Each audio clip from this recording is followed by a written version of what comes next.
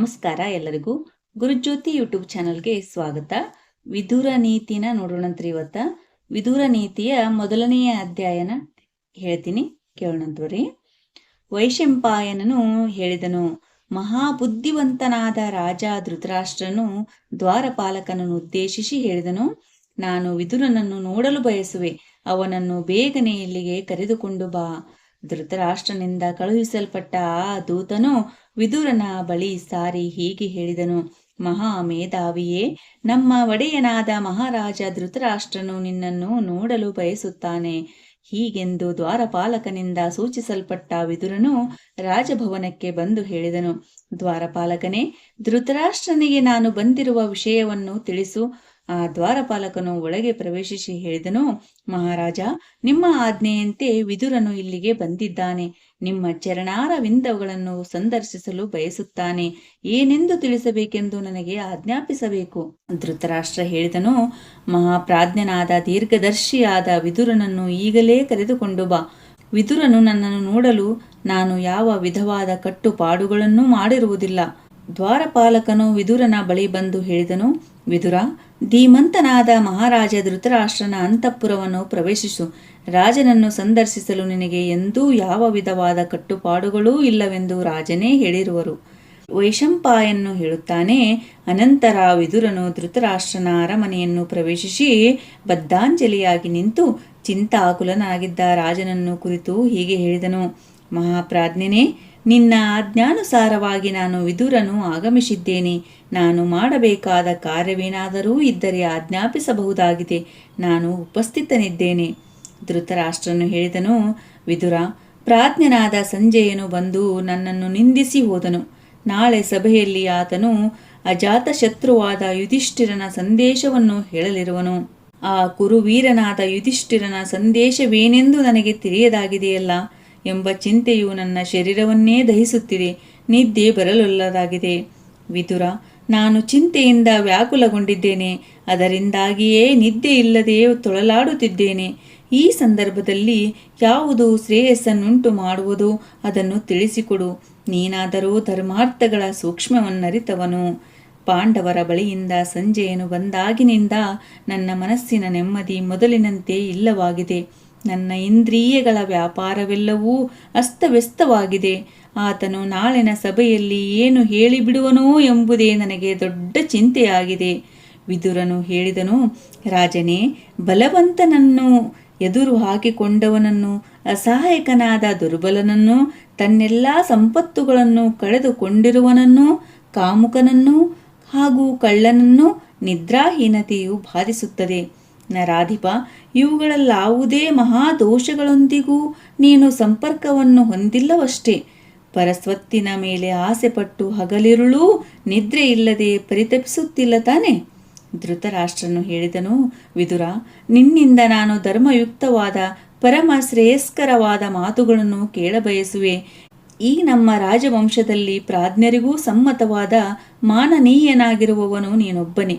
ವಿದುರನು ಹೇಳಿದನು, ಮಹಾರಾಜ ಧೃತರಾಷ್ಟ್ರ, ಶ್ರೇಷ್ಠ ಲಕ್ಷಣ ಸಂಪನ್ನನಾದ ರಾಜ ಯುಧಿಷ್ಠಿರನು 3 ಲೋಕಗಳಿಗೂ ಅಧಿಪತಿಯಾಗಲು ಅರ್ಹನಾಗಿದ್ದಾನೆ. ಅವನು ನಿನ್ನ ಆಜ್ಞಾಧಾರಕನೂ ಆಗಿದ್ದನು. ಅಂತಹವನನ್ನು ನೀನು ಅರಣ್ಯಕ್ಕೆ ಕಳುಹಿಸಿದೆ. ನೀನು ಧರ್ಮಾತ್ಮನಾಗಿದ್ದು ಧರ್ಮವನ್ನರಿತವನೂ ಆಗಿದ್ದರೂ ಅಂಧತ್ವದ ಕಾರಣದಿಂದಾಗಿ ಅವನನ್ನರಿಯದಾದೆ. ಅದರಿಂದಾಗಿ ಆತನ ವಿಷಯದಲ್ಲಿ ವಿಪರೀತನಾಗಿ ವರ್ತಿಸಿದೆ.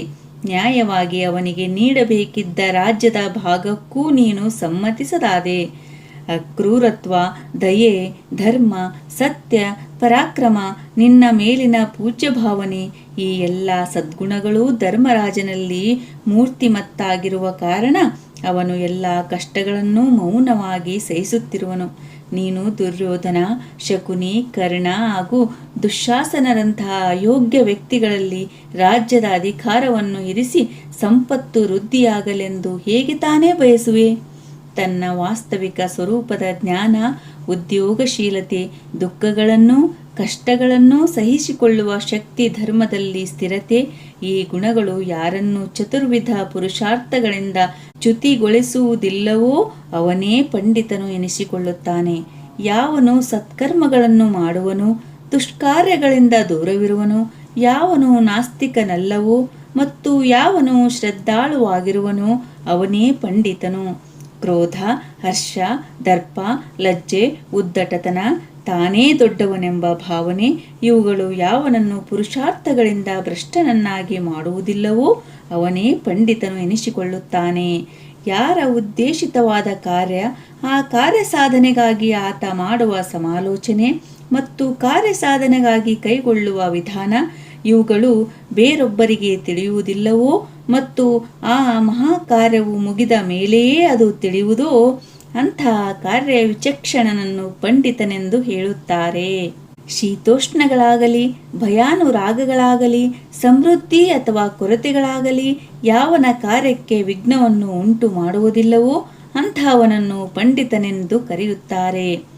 ವಿಷಯಾಸಕ್ತವಾದ ಯಾವನ ಬುದ್ಧಿಯು ವಿವೇಚನೆಯ ಕಾರಣದಿಂದಾಗಿ ಧರ್ಮ ಹಾಗೂ ಅರ್ಥಗಳನ್ನನುಸರಿಸಿ ಹೋಗುವುದು ಮತ್ತು ಯಾವನು ಭೋಗವನ್ನು ಬದಿಗಿಟ್ಟು ಪುರುಷಾರ್ಥಗಳ ಸಾಧನೆಯಲ್ಲಿಯೇ ನಿರತನಾಗಿರುವನೋ ಅವನು ಪಂಡಿತನೆಂದು ಕರೆಯಲ್ಪಡುತ್ತಾನೆ.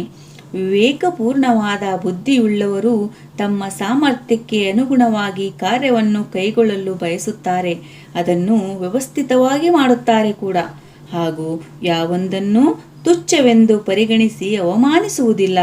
ಜ್ಞಾನಿಯಾದವನು ವಿಷಯವನ್ನು ಸಹನೆಯಿಂದ ಕೇಳುತ್ತಾನೆ, ಬಹುಬೇಗನೆ ಗ್ರಹಿಸುತ್ತಾನೆ. ತಿಳಿದ ನಂತರ ಕರ್ತವ್ಯ ಬುದ್ಧಿಯಿಂದ ಪುರುಷಾರ್ಥಗಳಲ್ಲಿ ಪ್ರವೃತ್ತನಾಗುತ್ತಾನೆಯೇ ಹೊರತು ಸ್ವಾರ್ಥದ ಬಯಕೆಯಿಂದಲ್ಲ. ಬೇರೆಯವರಿಂದ ಕೇಳಲ್ಪಡದೆ ಎಂದೂ ಅನ್ಯರ ವ್ಯವಹಾರದಲ್ಲಿ ತಲೆ ಹಾಕುವುದಿಲ್ಲ. ಈ ಸ್ವಭಾವಗಳೇ ಪಂಡಿತನ ಪ್ರಮುಖ ಲಕ್ಷಣಗಳಾಗಿವೆ. ಪಂಡಿತ ಬುದ್ಧಿಯನ್ನು ಹೊಂದಿರುವವರು ದುರ್ಲಭವಾದದ್ದನ್ನು ಬಯಸುವುದಿಲ್ಲ, ಕಳೆದು ಹೋದುದರ ಬಗ್ಗೆ ಶೋಕಿಸುವುದಿಲ್ಲ, ಆಪತ್ಕಾಲದಲ್ಲಿ ಧೃತಿಗೆಡುವುದೂ ಇಲ್ಲ. ಯಾರು ಸಾಧಕ ಬಾಧಕಗಳನ್ನು ಮೊದಲೇ ಅರಿತು ಕಾರ್ಯವನ್ನು ಆರಂಭಿಸುತ್ತಾನೆಯೋ, ಆರಂಭಿಸಿದ ಕಾರ್ಯವನ್ನು ಯಾವುದೇ ಕಾರಣದಿಂದಲೂ ಮಧ್ಯೆ ನಿಲ್ಲಿಸುವುದಿಲ್ಲವೋ, ಯಾರು ವ್ಯರ್ಥವಾಗಿ ಕಾಲಹರಣ ಮಾಡುವುದಿಲ್ಲವೋ, ಯಾರು ಜಿತೇಂದ್ರಿಯನಾಗಿರುವನೋ ಅವನನ್ನು ಪಂಡಿತನೆನ್ನುತ್ತಾರೆ. ಭರತಕುಲ ಭೂಷಣನೇ, ಪಂಡಿತರಾದವರು ಶ್ರೇಷ್ಠ ಕಾರ್ಯಗಳಲ್ಲಿ ಅಭಿರುಚಿಯನ್ನು ಹೊಂದಿದವರಾಗಿರುತ್ತಾರೆ. ಶ್ರೇಯಸ್ಕರವಾದ ಕಾರ್ಯಗಳನ್ನು ಮಾಡುತ್ತಾರೆ. ಹಿತವಾದ ಕಾರ್ಯಗಳನ್ನು ಯಾರೇ ಮಾಡಿದರೂ ಅಸೂಯೆ ಪಡುವುದಿಲ್ಲ.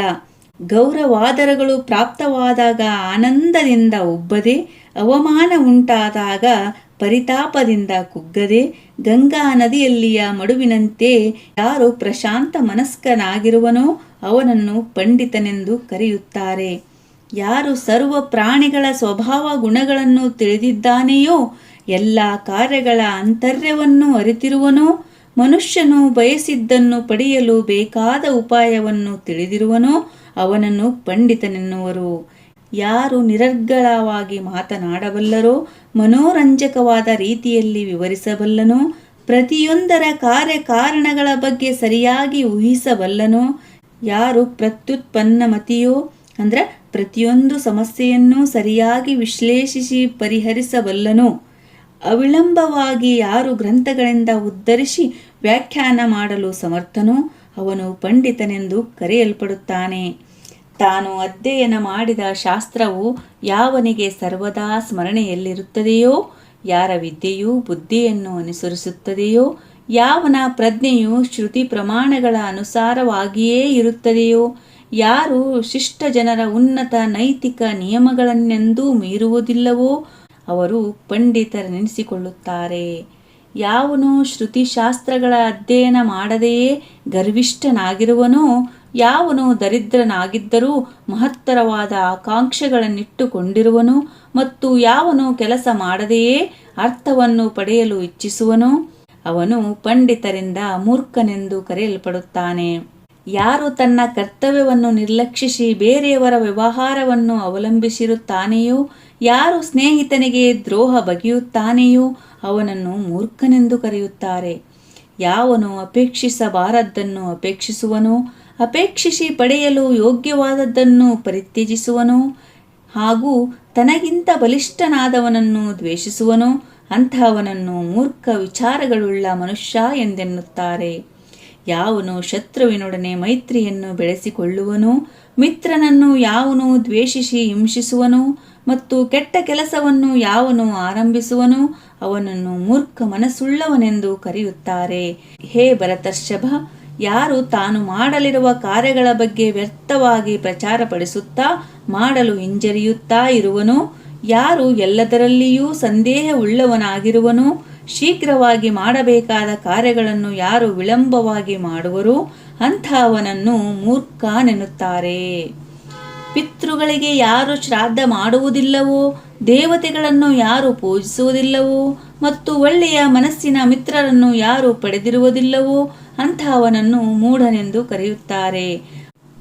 ಆಹ್ವಾನವಿಲ್ಲದೆಡೆ ಯಾರು ಪ್ರವೇಶಿಸುವನೋ, ಕೇಳದಿದ್ದರೂ ಯಾರು ತುಂಬಾ ಮಾತನಾಡುವನೋ, ವಿಶ್ವಾಸಕ್ಕೆ ಅನರ್ಹರಾದವನಲ್ಲಿ ಯಾವನು ವಿಶ್ವಾಸವಿಡುವನೋ ಅವನು ಮನುಷ್ಯರಲ್ಲಿ ಅಧಮನಾದ ಮೂಢನಾಗಿದ್ದಾನೆ.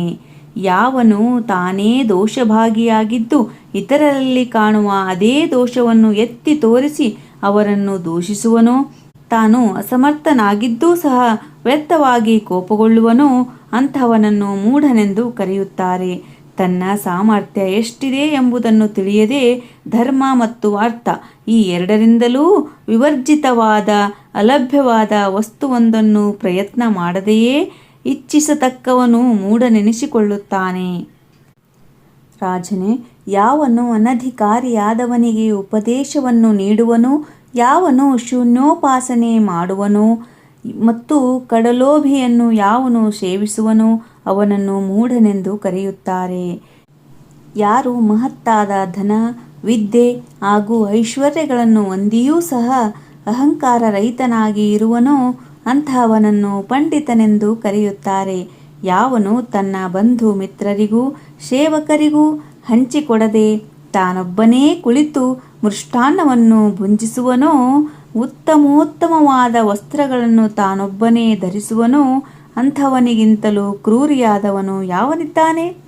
ಒಬ್ಬನು ಪಾಪವನ್ನು ಮಾಡುತ್ತಾನೆ, ಆದರೆ ಅದರ ಫಲವನ್ನು ಬಹುಜನರು ಅನುಭವಿಸುತ್ತಾರೆ.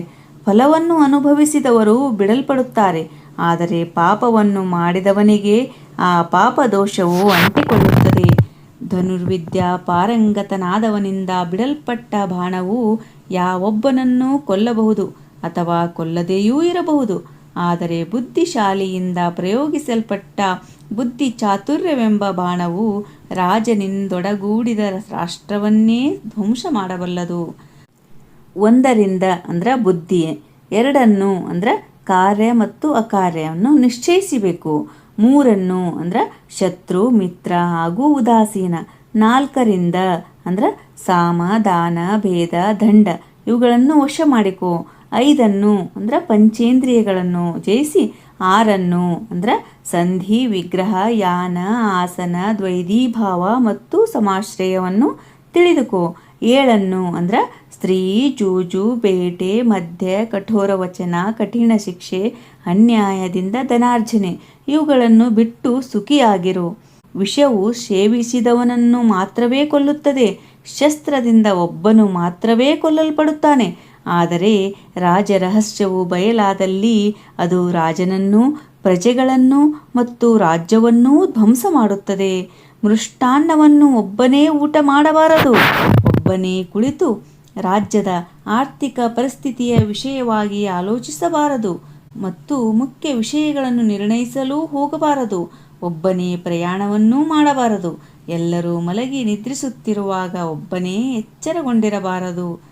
ಸಮುದ್ರವನ್ನು ದಾಟಲು ನೌಕೆಯು ಏಕಮಾತ್ರವಾದ ಸಾಧನವಾಗಿರುವಂತೆ ಸ್ವರ್ಗ ಪ್ರಾಪ್ತಿಗೆ ಸತ್ಯವೇ ಏಕಮೇವ ಸೋಪಾನವಾಗಿದೆ, ಎರಡನೆಯ ಮಾರ್ಗವೇ ಇಲ್ಲ.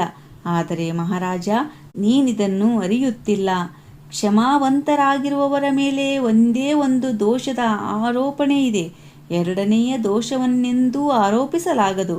ಅವನಲ್ಲಿರುವ ದೋಷವೆಂದರೆ ಕ್ಷಮಾಯುಕ್ತವಾದ ಅವನನ್ನು ಜನರು ಅಶಕ್ತ, ದುರ್ಲಭ ಎಂದುಕೊಳ್ಳುತ್ತಾರೆ. ಆದರೆ ಅದನ್ನು ಕ್ಷಮಾವಂತನ ದೋಷವೆಂದು ಪರಿಗಣಿಸಬಾರದು, ಏಕೆಂದರೆ ಕ್ಷಮೆ ಎಂಬುದು ದೊಡ್ಡ ಬಲವೇ ಸರಿ. ಅಶಕ್ತರಾದವರಿಗೆ ಕ್ಷಮೆಯು ಗುಣವಾಗಿಯೂ ಶಕ್ತರಾದವರಿಗೆ ಭೂಷಣ ಪ್ರಾಯವಾಗಿಯೂ ಇರುತ್ತದೆ. ಕ್ಷಮಾಗುಣವು ವಶೀಕರಣ ರೂಪವಾಗಿರುವುದು. ಕ್ಷಮಾಗುಣದಿಂದ ಸಾಧಿಸಲಾಗುವುದು ಯಾವುದಿದೆ? ಯಾವನ ಕೈಯಲ್ಲಿ ಶಾಂತಿ ಎಂಬ ಖಡ್ಗವಿರುವುದೋ ಅಂಥವನನ್ನು ದುರ್ಜನನು ಏನು ತಾನೇ ಮಾಡಿಯಾನು. ಹುಲ್ಲಿಲ್ಲದ ಸ್ಥಳದ ಮೇಲೆ ಬಿದ್ದ ಬೆಂಕಿಯು ತಾನಾಗಿಯೇ ಆರಿ ಹೋಗುತ್ತದೆ. ಕ್ಷಮಾವಂತನಲ್ಲದವನು ತನ್ನನ್ನೂ ಮತ್ತು ಇತರನನ್ನೂ ದೋಷಭಾಗಿಗಳನ್ನಾಗಿ ಮಾಡುತ್ತಾನೆ. ಧರ್ಮ ಒಂದೇ ಪರಮಶ್ರೇಷ್ಠಿಗೆ ಕಾರಣವಾದುದು. ಕ್ಷಮಾಗುಣ ಒಂದೇ ಶಾಂತಿ ಸ್ಥಾಪನೆಗೆ ಏಕಮಾತ್ರವಾದ ಉಪಾಯವಾಗಿದೆ. ವಿದ್ಯೆಯೊಂದೇ ಶ್ರೇಷ್ಠವಾದ ಮಾನಸಿಕ ತೃಪ್ತಿಯನ್ನು ಉಂಟು ಮಾಡಬಲ್ಲದು. ಹಿಂಸೆಯೊಂದು ಮಾತ್ರವೇ ಸುಖವನ್ನು ತಂದುಕೊಡುವುದು. ಬಿಲದಲ್ಲಿರುವ ಪ್ರಾಣಿಗಳನ್ನು ಸರ್ಪವು ನುಂಗಿ ಹಾಕಿಬಿಡುವಂತೆ ಶತ್ರುಗಳನ್ನೆದುರಿಸದ ರಾಜನನ್ನೂ ಹಾಗೂ ದೇಶಾಟನೆಯನ್ನು ಕೈಗೊಳ್ಳದ ಬ್ರಾಹ್ಮಣನನ್ನೂ ಭೂಮಿಯು ನುಂಗಿಬಿಡುತ್ತದೆ ಎಂದು ಕಠಿಣವಾದ ಮಾತುಗಳನ್ನಾಡದಿರುವುದು ಹಾಗೂ ದುಷ್ಟ ವ್ಯಕ್ತಿಗಳನ್ನು ಆಧರಿಸದಿರುವುದು, ಈ ಎರಡು ಕೆಲಸಗಳನ್ನು ಮಾಡುವ ವ್ಯಕ್ತಿಯು ಈ ಲೋಕದಲ್ಲಿ ವಿಶೇಷ ಖ್ಯಾತಿಯನ್ನು ಹೊಂದುತ್ತಾನೆ. ಪುರುಷ ವ್ಯಾಘ್ರನೇ, ಬೇರೆ ಸ್ತ್ರೀಯರಿಂದ ಕಾಮಿಸಲ್ಪಟ್ಟದ್ದನ್ನು ಅಪೇಕ್ಷಿಸುವ ಸ್ತ್ರೀಯರು ಹಾಗೂ ಬೇರೆಯವರಿಂದ ಆಧರಿಸಲ್ಪಟ್ಟವರನ್ನು ಆಧರಿಸುವ ಪುರುಷ, ಇವರಿಬ್ಬರೂ ಬೇರೆಯವರ ನಂಬಿಕೆಗನುಸಾರವಾಗಿ ನಡೆಯುವವರು. ಯಾರು ದರಿದ್ರನಾಗಿದ್ದರೂ ಮಹದಾಸೆಗಳನ್ನು ಹೊಂದಿರುತ್ತಾನೆಯೋ ಹಾಗೂ ಯಾರು ಅಸಮರ್ಥನಾಗಿದ್ದರೂ ಕೋಪಗೊಂಡಿರುತ್ತಾನೆಯೋ, ಈ ಇಬ್ಬರೂ ಶರೀರವನ್ನು ಪರಿತಪಿಸುವಂತೆ ಮಾಡುವ ಎರಡು ತೀಕ್ಷ್ಣವಾದ ಮುಳ್ಳುಗಳಿದ್ದಂತೆ. ಕರ್ಮ ಮಾಡದ ಗೃಹಸ್ಥ ಹಾಗೂ ಲೌಕಿಕದಲ್ಲಿಯೇ ಪ್ರವೃತ್ತನಾಗಿರುವ ಸನ್ಯಾಸಿ, ಈ ಇಬ್ಬರೂ ಪ್ರಪಂಚದಲ್ಲಿ ತಮಗೆ ಸಲ್ಲದ ಕಾರ್ಯ ಮಾಡುತ್ತಾರಾದ್ದರಿಂದ ಶೋಭಿಸುವುದಿಲ್ಲ. ಮಹಾರಾಜ, ಕ್ಷಮಾಶೀಲನಾದ ಬಲಿಷ್ಠ ರಾಜ ಹಾಗೂ ದಾನಶೀಲನಾದ ದರಿದ್ರ, ಇವರಿಬ್ಬರೂ ಸ್ವರ್ಗಕ್ಕಿಂತಲೂ ಮೇಲಿನ ಸ್ಥಾನದಲ್ಲಿ ನಿಲ್ಲುತ್ತಾರೆ. ಅಪಾತ್ರನಿಗೆ ದಾನ ಹಾಗೂ ಸತ್ಪಾತ್ರರಿಗೆ ಕೊಡದಿರುವುದು, ಈ ಎರಡೂ ರೀತಿಯಲ್ಲಿ ನ್ಯಾಯ ಮಾರ್ಗದಿಂದ ಸಂಪಾದಿಸಲ್ಪಟ್ಟ ಹಣದ ದುರುಪಯೋಗ ಉಂಟಾಗುತ್ತದೆಂದು ತಿಳಿಯಬೇಕು. ಧನವಂತನಾಗಿದ್ದರೂ ಸಹ ದಾನ ಮಾಡದವನನ್ನು, ದರಿದ್ರನಾಗಿದ್ದರೂ ಕಷ್ಟಪಟ್ಟು ದುಡಿಯಲಾರದವನನ್ನು ಕುತ್ತಿಗೆಗೆ ದೊಡ್ಡ ಕಲ್ಲನ್ನು ಕಟ್ಟಿ ನೀರಿನಲ್ಲಿ ಮುಳುಗಿಸಬೇಕು. ಹೇ ಪುರುಷಶ್ರೇಷ್ಠ, ಯೋಗನಿಷ್ಠನಾದ ಪರಿವ್ರಾಜಕನು ಹಾಗೂ ಯುದ್ಧದಲ್ಲಿ ಶತ್ರುಗಳನ್ನೆದುರಿಸಿ ಕಾದಾಡಿ ಸಾಯುವ ಯೋಧನು, ಈ ಇಬ್ಬರೂ ಸೂರ್ಯಮಂಡಲವನ್ನು ಭೇದಿಸಿಕೊಂಡು ಉತ್ತಮ ಗತಿಯನ್ನು ಪಡೆಯುತ್ತಾರೆ. ಭರತ ಶ್ರೇಷ್ಠ, ವೇದವರಿತ ಪಂಡಿತರು ಹೇಳುತ್ತಾರೆ, ಮನುಷ್ಯರ ಕಾರ್ಯಸಿದ್ಧಿಗಾಗಿ ಉತ್ತಮ, ಮಧ್ಯಮ ಹಾಗೂ ಅಧಮ ಎಂಬ 3 ಪ್ರಕಾರದ ನ್ಯಾಯಾನುಕೂಲ ಉಪಾಯಗಳಿವೆ. ಅಂದ್ರ ದಂಡ ಅಧಮ, ಭೇದನೀತಿ ಮಧ್ಯಮ, ಸಾಮನೀತಿ ಉತ್ತಮ. ಹೇ ರಾಜ, ಮನುಷ್ಯರು ಉತ್ತಮ, ಮಧ್ಯಮ ಹಾಗೂ ಅಧಮರೆಂದು 3 ವಿಧವಾಗಿರುತ್ತಾರೆ. ಅದಕ್ಕನುಗುಣವಾಗಿ ಅವರನ್ನು 3 ವಿಧವಾದ ಕರ್ಮಗಳಲ್ಲಿ ತೊಡಗಿಸಬೇಕು. ರಾಜನೇ, ಹೆಂಡತಿ, ಮಗ ಮತ್ತು ಸೇವಕ ಇವರು ಅಧನರು. ಅರ್ಥಾತ್ ಅವರಿಗೆ ಅರ್ಥವನ್ನು ಕೂಡಿಸಿಟ್ಟುಕೊಳ್ಳುವ ಅಧಿಕಾರವಿಲ್ಲ. ಅವರು ಸಂಪಾದಿಸುವುದೆಲ್ಲವೂ ಅವರು ಯಾರ ಅಧೀನದಲ್ಲಿರುತ್ತಾರೆಯೋ ಅವರಿಗೇ ಸೇರುತ್ತದೆ. ಅನ್ಯರ ಸ್ವತ್ತನ್ನು ಅಪಹರಿಸುವುದು, ಪರಸ್ತ್ರೀ ಸಂಗ ಹಾಗೂ ಸನ್ಮಿತ್ರರ ಪರಿತ್ಯಾಗ, ಈ 3 ದೋಷಗಳು ಮನುಷ್ಯರ ನಾಶಕ್ಕೆ ಕಾರಣವಾಗುತ್ತವೆ. ಕಾಮ, ಕ್ರೋಧ ಹಾಗೂ ಲೋಭ ಇವು ಆತ್ಮನಾಶಕ್ಕೆ ಕಾರಣವಾಗುವ ನರಕದ ದ್ವಾರಗಳು. ಹಾಗಾಗಿ ಈ 3ನ್ನೂ ಪರಿತ್ಯಜಿಸಬೇಕು. ಭರತ, ವರಪ್ರದಾನ, ರಾಜ್ಯಪ್ರಾಪ್ತಿ ಹಾಗೂ ಪುತ್ರ ಜನ್ಮ ಈ 3 ಒಂದೆಡೆಯಾದರೆ, ಕಷ್ಟದಲ್ಲಿರುವ ಶತ್ರುವನ್ನು ವಿಮೋಚಿಸುವುದು ಇನ್ನೊಂದೆಡೆ. ಇದು ಮೇಲೆ ತಿಳಿಸಿದ 3ಕ್ಕೂ ಸಮನಾದುದಾಗಿದೆ. ಶರಣಾಗತರಾಗಿ ಬಂದ ಭಕ್ತ, ಸೇವಕ, ನಾನು ನಿನ್ನವ ಎಂದು ಹೇಳುವವನು, ಈ 3ರನ್ನೂ ಎಂತಹ ವಿಪತ್ಕಾಲದಲ್ಲಿಯೂ ಸಹ ಕೈಬಿಡಬಾರದು. ಅಲ್ಪ ಬುದ್ಧಿಯವರೊಡನೆ ಕೆಲಸವನ್ನು ಬಹಳ ನಿಧಾನಿಸಿ ಮಾಡುವವರೊಡನೆ, ಹಿಂದೆ ಮುಂದೆ ನೋಡದೆ ಅವಸರದಿಂದ ಕೆಲಸ ಮಾಡುವವರೊಡನೆ ಹಾಗೂ ಸದಾ ಹೊಗಳುವವರೊಡನೆ ಎಂದೂ ಮಂತ್ರಾಲೋಚನೆಯನ್ನೂ ಮಾಡಬಾರದು. ಅಪ್ಪ, ಗೃಹಸ್ಥ ಧರ್ಮದಲ್ಲಿರುವ ಸಂಪತ್ ಸಮೃದ್ಧವಾದ ನಿನ್ನ ನಿವಾಸದಲ್ಲಿ ಈ 4ರು ವಾಸಿಸಲಿ. ನಿನ್ನ ಕುಟುಂಬದ ವೃದ್ಧ, ಸಂಕಟದಲ್ಲಿರುವ ಸತ್ಕುಲ ಪ್ರಸೂತನಾದ ಮನುಷ್ಯ, ಧನಹೀನನಾದ ಸ್ನೇಹಿತ ಮತ್ತು ಮಕ್ಕಳಿಲ್ಲದ ಸೋದರಿ. ಮಹಾರಾಜ, ತ್ರಿದಶೇಂದ್ರನಾದ ಇಂದ್ರನು ಬೃಹಸ್ಪತಿಯನ್ನು ಕುರಿತು ತತ್ಕಾಲದಲ್ಲೇ ಫಲ ಕೊಡುವವು ಯಾವುವು ಎಂದು ಪ್ರಶ್ನಿಸಲಾಗಿ, ಬೃಹಸ್ಪತಿಯು ಯಥೋಚಿತವಾಗಿ 4 ಉತ್ತರಿಸಿದನು. ಬೃಹಸ್ಪತಿಯು ಹೇಳಿದುದನ್ನೇ ನಾನು ನಿನಗೂ ಹೇಳುವೆನು, ಕೇಳು. ದೇವತೆಗಳ ಸಂಕಲ್ಪ, ಮಹಾತ್ಮರ ಪ್ರಭಾವ, ಪೂರ್ಣ ವಿದ್ಯಾವಂತರ ವಿನಯ, ಪಾಪಿಷ್ಠರ ನಾಶ ಇವುಗಳು ಸತ್ಫಲದಾಯಕಗಳಾಗಿರುತ್ತವೆ. ಆದರ ಪೂರ್ವಕವಾಗಿ ಮಾಡಲ್ಪಟ್ಟ ಅಗ್ನಿಹೋತ್ರ, ಶ್ರದ್ಧೆಯಿಂದ ಆಚರಿಸಲ್ಪಟ್ಟ ಮೌನ, ಆದರದಿಂದ ಮಾಡಿದ ಅಧ್ಯಯನ ಮತ್ತು ಶ್ರದ್ಧೆಯಿಂದ ಮಾಡಿದ ಯಜ್ಞ ಈ 4 ಕರ್ಮಗಳು ಅಭಯಪ್ರದಾಯಕಗಳಾಗಿವೆ. ಆದರೆ ಶ್ರದ್ಧೆಯಿಂದ ಮಾಡದಿದ್ದಲ್ಲಿ ಇವು ಅಶ್ರೇಯಸ್ಸನ್ನು ಉಂಟುಮಾಡುತ್ತವೆ. 5 ಅಗ್ನಿಗಳನ್ನು ಮಾನವನು ಪ್ರಯತ್ನಪೂರ್ವಕವಾಗಿ ಪೂಜಿಸಬೇಕು. ಅವೆಂದರೆ ತಂದೆ, ತಾಯಿ, ಯಜ್ಞೇಶ್ವರ, ಆತ್ಮ ಮತ್ತು ಗುರು. ದೇವತೆಗಳನ್ನು, ಪಿತೃದೇವತೆಗಳನ್ನು, ಮನುಷ್ಯರನ್ನು, ಸನ್ಯಾಸಿಗಳನ್ನು ಹಾಗೂ ಅತಿಥಿಗಳನ್ನು ಪೂಜಿಸುವ ಮನುಷ್ಯನು ಲೋಕದಲ್ಲಿ ಪರಿಶುದ್ಧವಾದ ಕೀರ್ತಿಯನ್ನು ಪಡೆಯುತ್ತಾನೆ.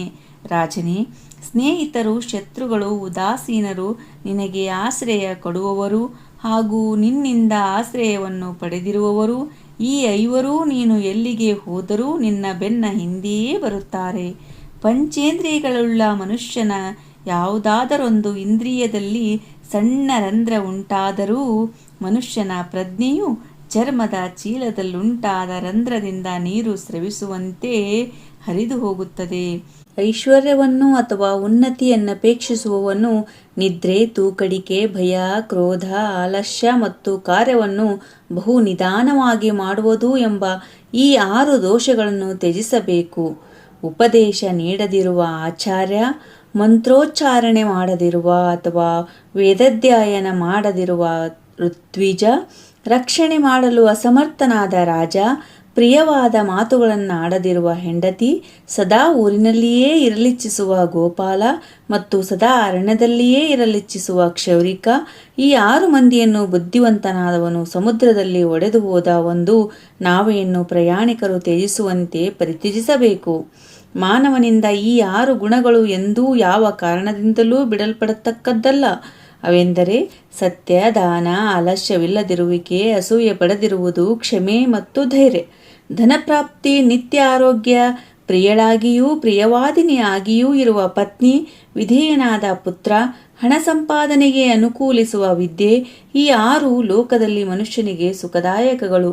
ತನ್ನಲ್ಲಿಯೇ ಹುದುಗಿಕೊಂಡಿರುವ 6 ನಿತ್ಯ ಶತ್ರುಗಳ ಮೇಲೆ ಅಂದರೆ ಕಾಮ, ಕ್ರೋಧ, ಲೋಭ, ಮೋಹ, ಮದ, ಮಾತ್ಸರ್ಯ ಯಾವನು ಪ್ರಭುತ್ವವನ್ನಿಟ್ಟುಕೊಂಡಿರುತ್ತಾನೆಯೋ ಅಂತಹ ಜಿತೇಂದ್ರಿಯನಾದ ಮಹಾಪುರುಷನು ಯಾವ ವಿಧವಾದ ಪಾಪಗಳಿಂದಲೂ ಲಿಪ್ತನಾಗುವುದಿಲ್ಲ, ಯಾವ ವಿಧವಾದ ಅನರ್ಥಗಳಿಂದಲೂ ಯುಕ್ತನಾಗುವುದಿಲ್ಲ.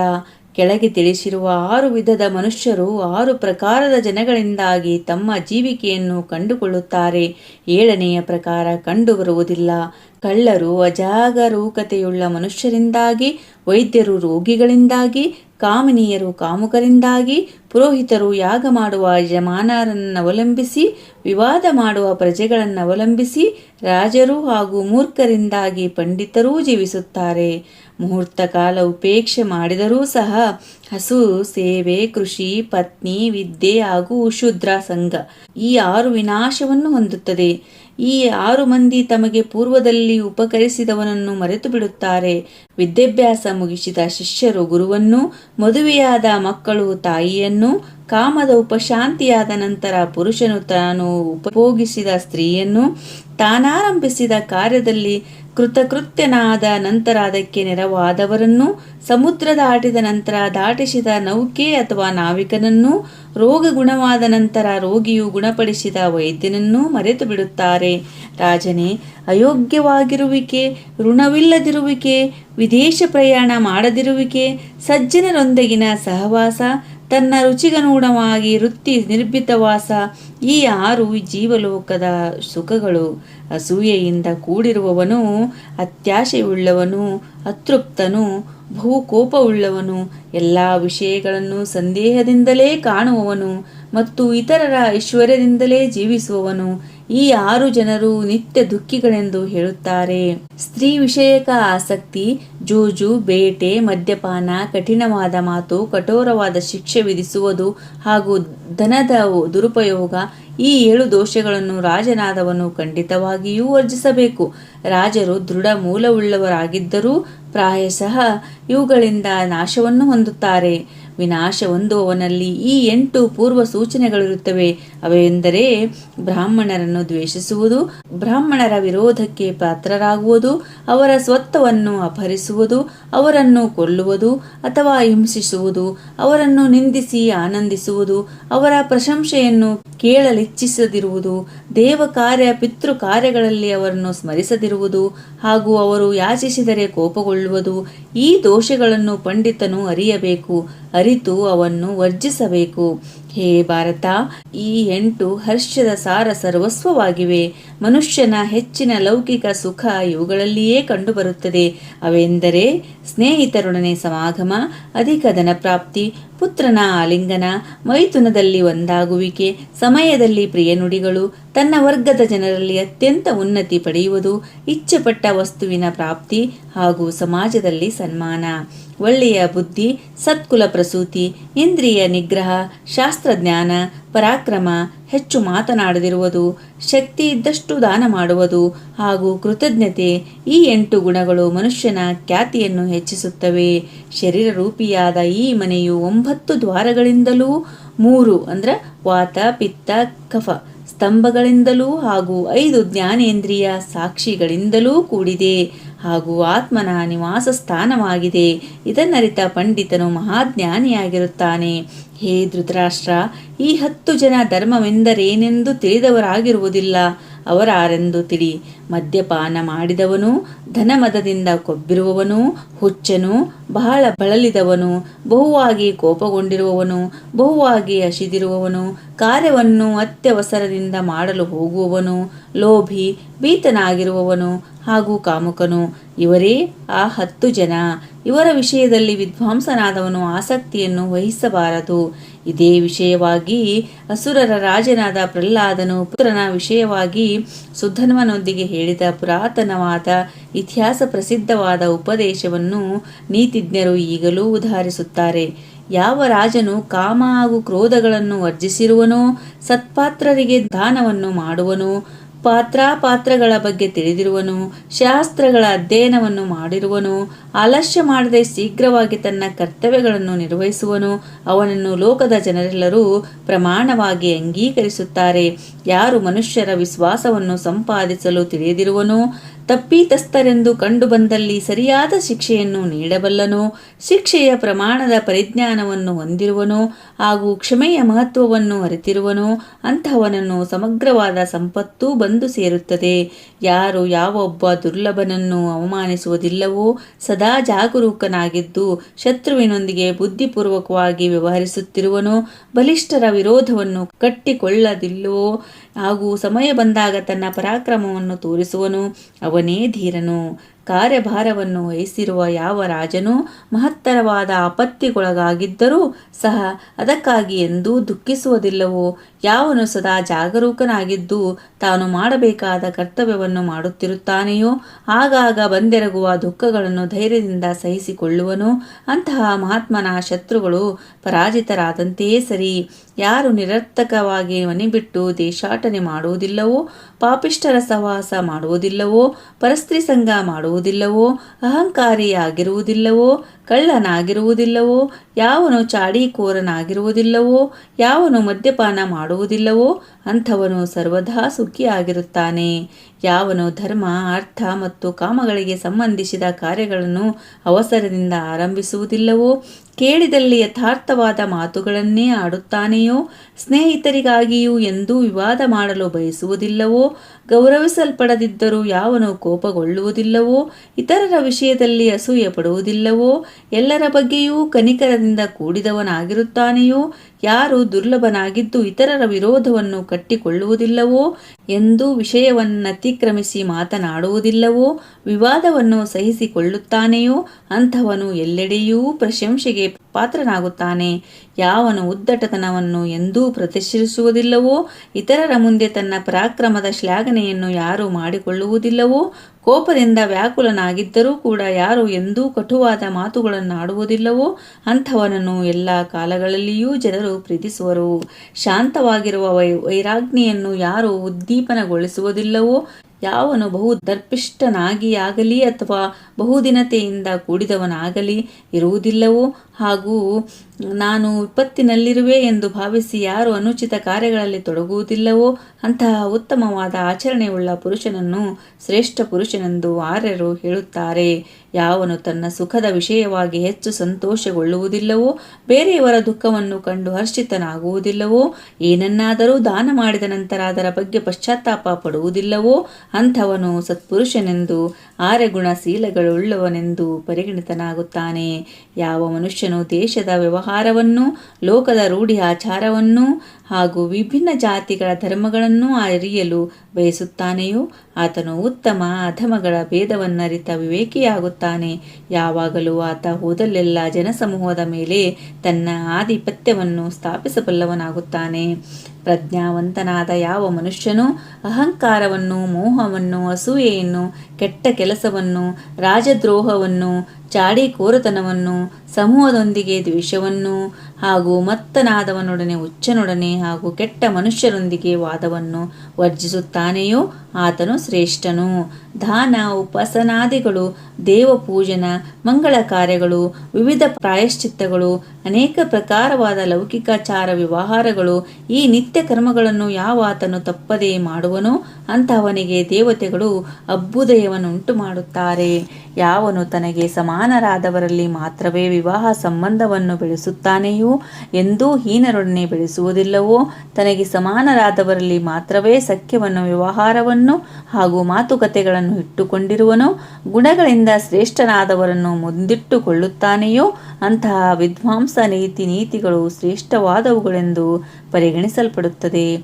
ಯಾವನು ತನ್ನನ್ನು ಆಶ್ರಯಿಸುವವರಿಗೆ ಕೊಟ್ಟು ಮಿತವಾಗಿ ಉಣ್ಣುವನೋ, ಹೆಚ್ಚು ಕೆಲಸ ಮಾಡಿ ಸ್ವಲ್ಪ ಕಾಲ ಮಾತ್ರ ಮಲಗುವನೋ, ಯಾಚನೆ ಮಾಡುವವನೋ, ಮಿತ್ರನಲ್ಲದಿದ್ದರೂ ದಾನ ಮಾಡುತ್ತಾನೆಯೋ ಅಂತಹ ಮನಶೀಲನಾದ ಪುರುಷನಿಂದ ಸಕಲ ವಿಧವಾದ ಅನರ್ಥಗಳೂ ದೂರ ಸರಿಯುತ್ತವೆ. ಯಾವನ ಅಭಿಷ್ಟ ಕಾರ್ಯಗಳಾಗಲಿ ಹಾಗೂ ಬೇರೆಯವರ ಇಚ್ಛೆಗೆ ವಿರುದ್ಧವಾದ ಕಾರ್ಯಗಳಾಗಲಿ ಬೇರೆ ಜನರು ತಿಳಿಯಲಾರರೋ, ಯಾವನ ಸಮಾಲೋಚನೆ ಹಾಗೂ ಅನುಷ್ಠಾನಗಳು ಗೋಪ್ಯವಾಗಿಯೇ ಇರುತ್ತವೆಯೋ ಅಂಥವನು ಮಾಡುವ ಅತ್ಯಲ್ಪ ಕಾರ್ಯವೂ ಸಹ ನಿಷ್ಫಲವಾಗುವುದಿಲ್ಲ. ಯಾವನು ಸಕಲ ಪ್ರಾಣಿಗಳ ಶಾಂತಿಯಲ್ಲಿ ತತ್ಪರನಾಗಿರುವನು, ಸತ್ಯಸಂಧನು, ಮೃದು ಸ್ವಭಾವದವನು, ಬೇರೆಯವರನ್ನು ಆದರಿಸುವನು, ಶುದ್ಧವಾದ ಅಂತರಂಗವನ್ನು ಉಳ್ಳವನು ಅಂಥವನು ಅಮೋಘವಾದ ಜಾತಿ ರತ್ನದಂತೆ ತನ್ನ ಜ್ಞಾನಿ ಬಾಂಧವರಲ್ಲಿ ಪ್ರಸಿದ್ಧಿಯನ್ನು ಹೊಂದುತ್ತಾನೆ. ಯಾವಾತನು ತಾನು ಮಾಡಿದ ಕೃತ್ಯದ ಬಗ್ಗೆ ತನ್ನೊಳಗೇ ಬಹುವಾಗಿ ನಾಚಿಕೊಳ್ಳುವನೋ ಆತ ಜಗತ್ತಿಗೇ ಗುರುವಾಗಬಲ್ಲ. ಆತ ತನ್ನ ಅನಂತ ತೇಜಸ್ಸಿನಿಂದಾಗಿ, ಶುದ್ಧ ಹೃದಯದಿಂದಾಗಿ ಹಾಗೂ ಏಕಾಗ್ರತೆಯಿಂದ ಕೂಡಿದವನಾಗಿ ಸೂರ್ಯನಿಗೆ ಸಮನಾದ ಕಾಂತಿಯುಳ್ಳವನಾಗಿ ಕಾಣುತ್ತಾನೆ. ಅಂಬಿಕಾ ತನೆಯ ಶಾಪಗ್ರಸ್ತನಾಗಿದ್ದ ಪಾಂಡುರಾಜನಿಗೆ ಅರಣ್ಯದಲ್ಲಿ ಪಂಚೇಂದ್ರಿಯ ಕಲ್ಪರಾದ ಪಂಚಪಾಂಡವರು ದೇವತೆಗಳ ಅನುಗ್ರಹದಿಂದಲೇ ಜನಿಸಿದರು. ಆ ಬಾಲಕರು ನಿನ್ನಿಂದಲೇ ಬೆಳೆಸಲ್ಪಟ್ಟರೂ ಸುಶಿಕ್ಷಿತರೂ ಆದರು. ಅವರು ನಿನ್ನ ಆದೇಶವನ್ನು ಪಾಲಿಸುತ್ತಾರೆ. ನರೇಂದ್ರ, ಪಾಂಡವರಿಗೆ ನೀನು ನ್ಯಾಯೋಚಿತವಾದ ಅವರ ರಾಜ್ಯವನ್ನು ಬಿಟ್ಟುಕೊಟ್ಟು ಮಕ್ಕಳಿಂದ ಕೂಡಿ ಆನಂದವನ್ನು ಅನುಭವಿಸಿಕೊಂಡು ಸುಖವಾಗಿರು. ಹೀಗೆ ಮಾಡಿದಲ್ಲಿ ನೀನು ಮನುಷ್ಯರಲ್ಲಿಯೇ ಆಗಲಿ ದೇವತೆಗಳಲ್ಲಿಯೇ ಆಗಲಿ ತರ್ಕಕ್ಕೆ ವಿಷಯನಾಗುವುದಿಲ್ಲ.